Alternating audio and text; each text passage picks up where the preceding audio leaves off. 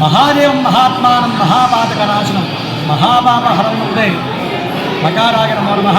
श्री कालेश्वरमुनीश्वराय नमः। शिवाय गुरवे नमः। భక్తులంగా కూడా విజ్ఞప్తి, దీపావళి మరియు కేదారేశ్వర వ్రతాల గురించి అందరూ కూడా ఆలోచన సందర్భంగా వివరణ.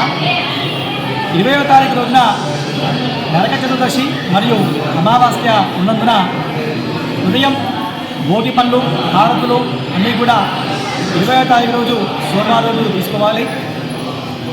లక్ష్మీ పూజ కోసమని అర్ధరాత్రి సమయంలో అమావాస్య ముందు చేత ఆ రోజున దీపావళి నిర్వహించి ధనలక్ష్మీ పూజలన్నీ కూడా సోమవారం రోజున రాత్రి చేసుకోవాలి. అలాగే మంగళవారం రోజున ఉదయం నుండి మధ్యాహ్న సమయం వరకు కూడా 4 గంటల సమయం వరకు కూడా అమావాస్య ఉన్నందున ఆ రోజున మంగళవారం రోజు కేదారేశ్వర వ్రతాలు అన్నీ కూడా నోముకోవాలి.